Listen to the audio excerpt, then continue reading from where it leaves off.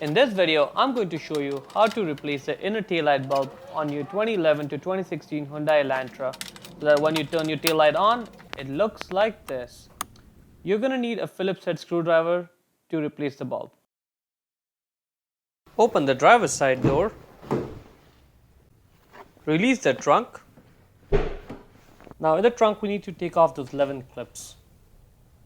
See that? So there's 11 all around there. We can use the Phillips screwdriver to do that. Just use the screwdriver and screw that middle part of the clip out. Once it comes out, I'll show you what it looks like. Okay, so that's the clip. It's got two parts.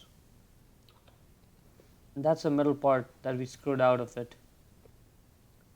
Now let's repeat the process for the rest of the 10 clips.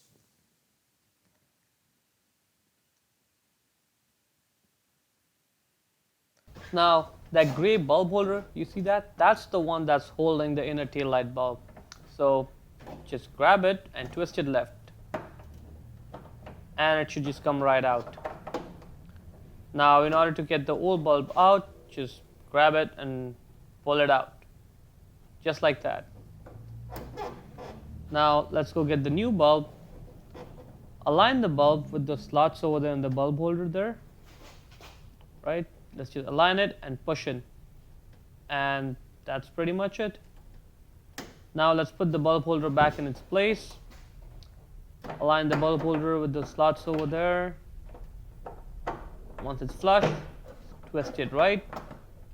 Click in place. Let's make sure it's done right. Alright. Now let's put all those 11 clips back in their place and then we can go try out the new taillight bulb. Alright, let's see how it looks. That looks good, right?